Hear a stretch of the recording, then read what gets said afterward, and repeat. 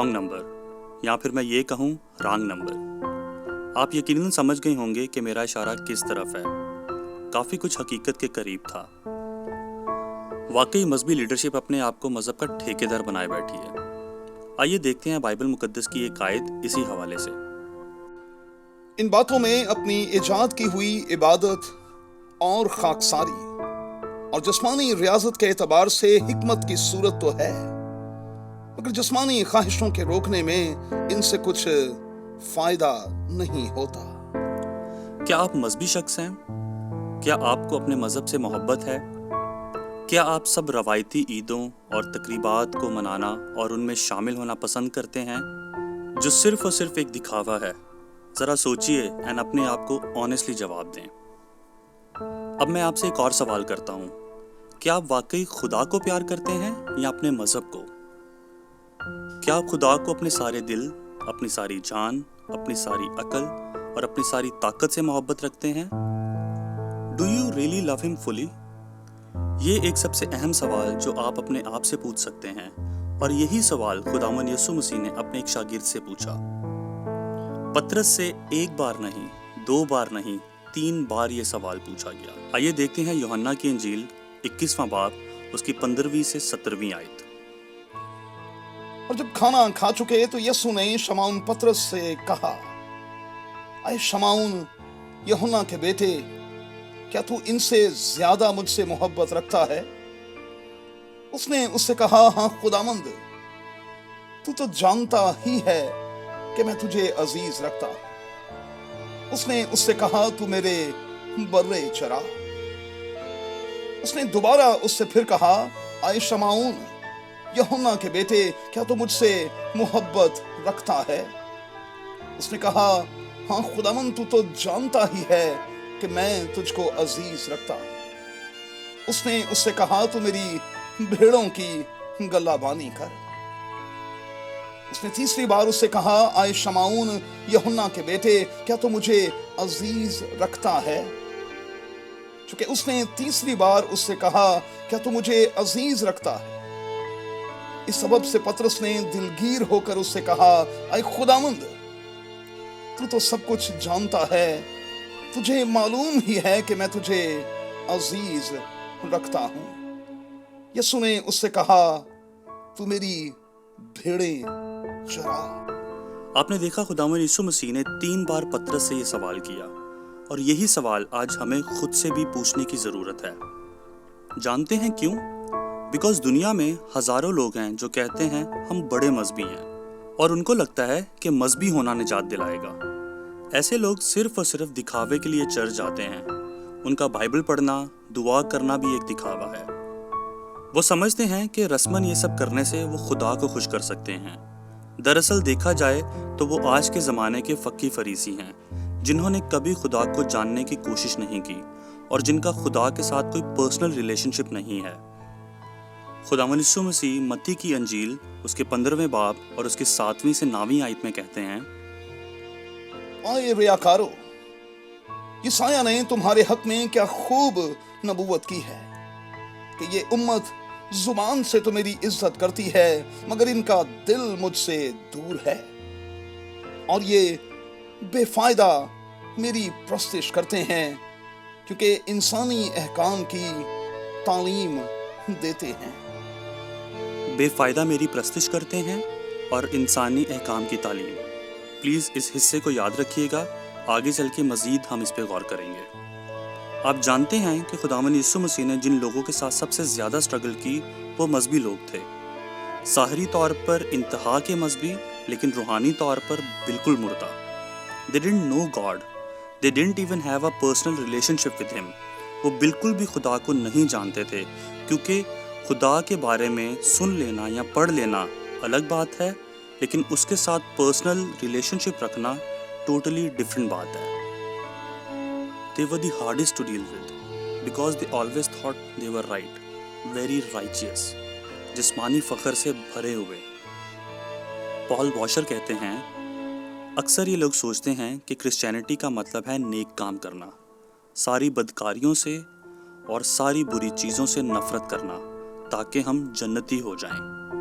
I'm sorry to say, لیکن ایسا بالکل بھی نہیں ہے.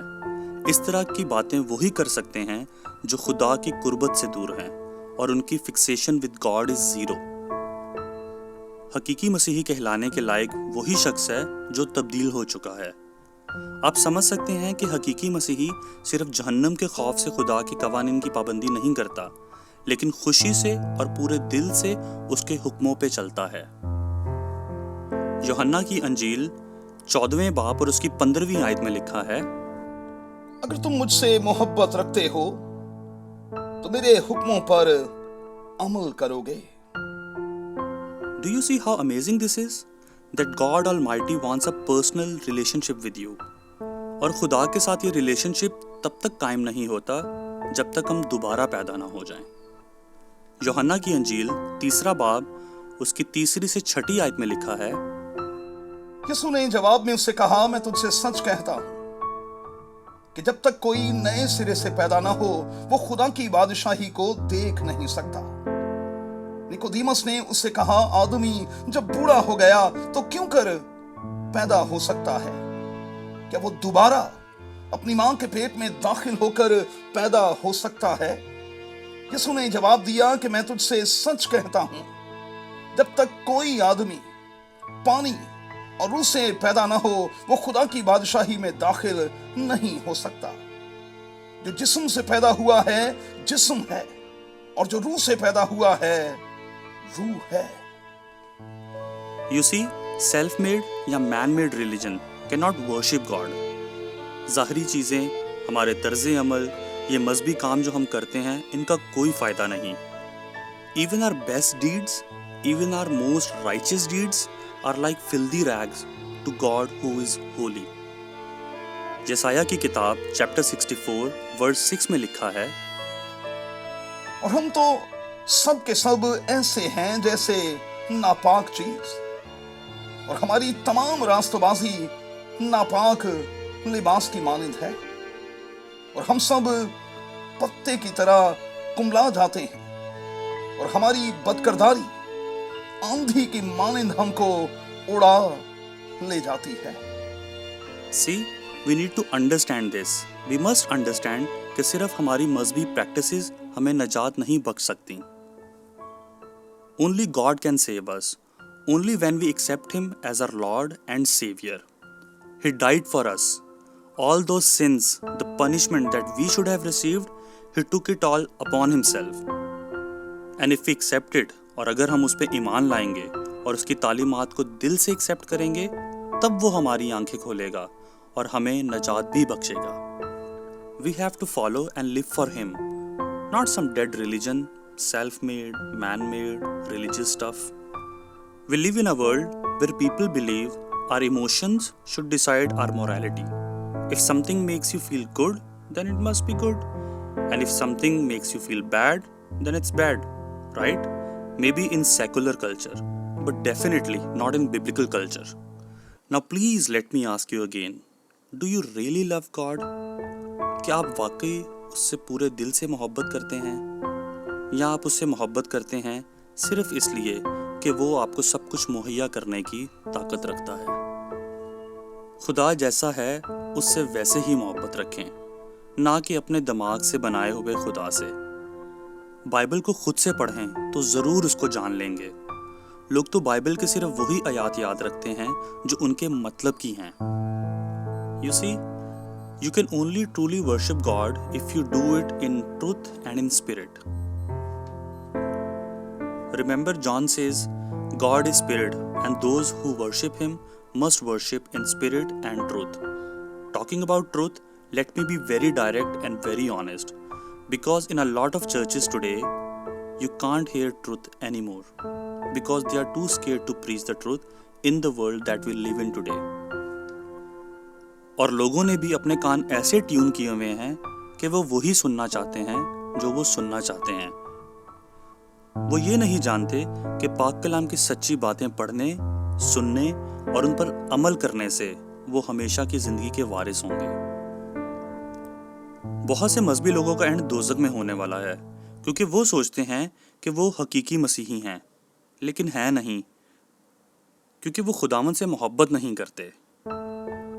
मत्ती की अंजील चैप्टर 7 वर्स 21 से 23 में लिखा है, जो मुझसे आए खुदावंद कहते हैं, उनमें से हर एक आसमान की बादशाही में दाखिल न होगा, मगर वही जो मेरे आसमानी बाप की मर्जी पर चलता है।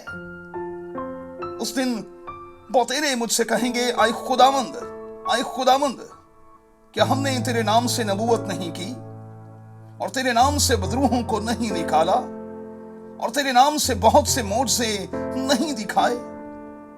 उस वक्त मैं उनसे साफ कह दूंगा कि मेरी कभी तुमसे वाकफियत न थी। आए बदकारो, मेरे पास से चले जाओ। बहुत से लोग अपने एक्ट्स पे फख्र भी करते हैं, जबकि कलाम मुकद्दस में इफसियों के खत 2 बाब और उसकी 8वीं और 9वीं आयत में लिखा है, क्योंकि तुमको वो ईमान के वसीला से फजल ही से नजात मिली है, और ये तुम्हारी तरफ से नहीं, खुदा की बख्शिश है, और ना ईमान के सबब से, ताकि कोई फख्र न करे।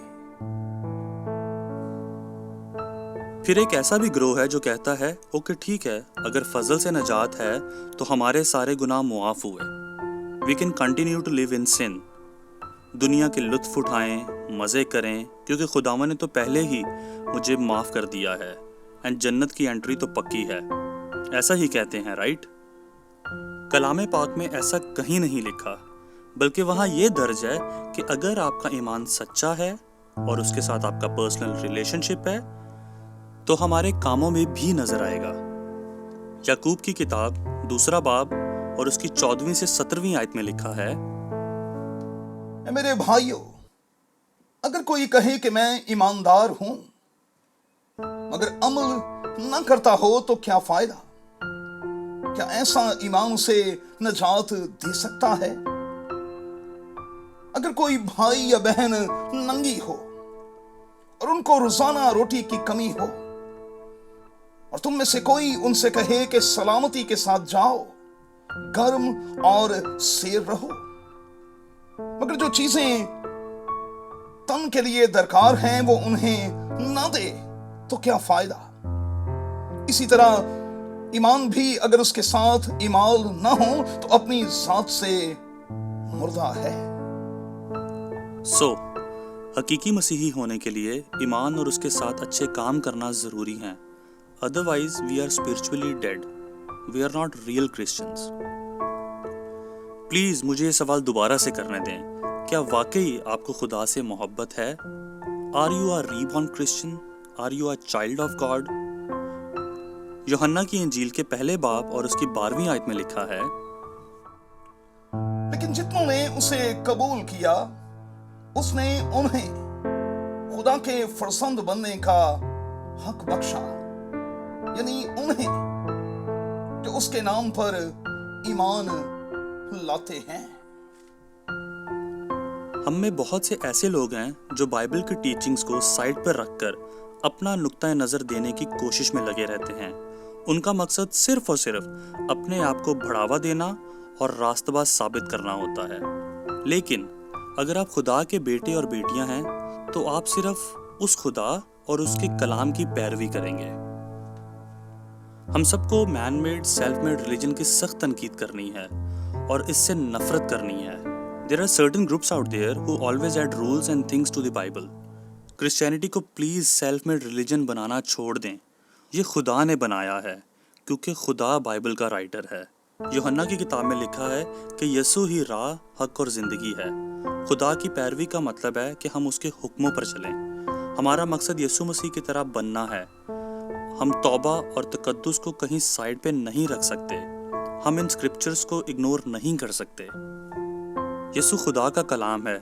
Choosing Jesus means to fully understand what Christianity is all about. आप क्या सोचते हैं कि यीशु मसीह क्यों हमारे लिए मसलूब हुए, और इस बात से क्या मुराद है कि मैं शरीयत को पूरा करने आया हूँ? बहुत से मसीही इस बात से नावाकिफ हैं कि दर हकीकत यीशु का ज़मीन पर आने का मकसद क्या था। ये बात कहना बहुत आसान है कि वो हमारे गुनाहों का कफ़ारा देने के लिए ज़मीन पर आया। काश कि हम इस बात की अहमियत और गहराई को भी समझ सकते। خداوند کو ہمارے پیار اور توجہ کی ضرورت ہے، ادروائز سب میننگ لیس ہے اس کے لیے۔ ہوشیہ کی کتاب 6 باب اور اس کی 6 آیت میں لکھا ہے، کیونکہ میں قربانی نہیں بلکہ رحم پسند کرتا اور خدا شناسی کو سوختنی قربانیوں سے زیادہ چاہتا ہوں۔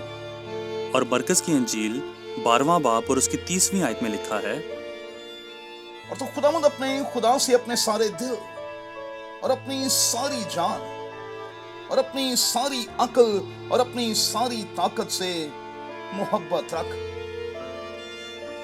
بے شک آپ بہت مذہبی شخص ہوں گے اور بائبل کے قوانین اور احکام کی پیروی بھی کرتے ہوں گے، لیکن اگر آپ کا خدا کے ساتھ پرسنل ریلیشن شپ نہیں ہے اور اس سے پورے دل سے محبت نہیں کرتے، then you miss the whole point۔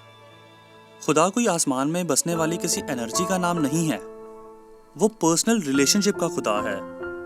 وہ پرسنل ریلیشن شپ رکھتا ہے کیونکہ آپ سے محبت کرتا ہے۔ He knows everything about you۔ زبور 139 ورس 1-4 میں لکھا ہے، اے خداوند تو نے مجھے جانچ لیا اور پہچان لیا، تو میرا اٹھنا بیٹھنا جانتا ہے، تو میرے خیال کو دور سے سمجھ لیتا ہے، تو میرے رستہ کی اور میری خوابگاہ کی چھان بین کرتا ہے اور میری سب روشوں سے واقف ہے۔ دیکھ، میری زبان پر کوئی ایسی بات نہیں جسے تو آئے خداوند پورے طور پر نہ جانتا ہو۔ See how amazing this is۔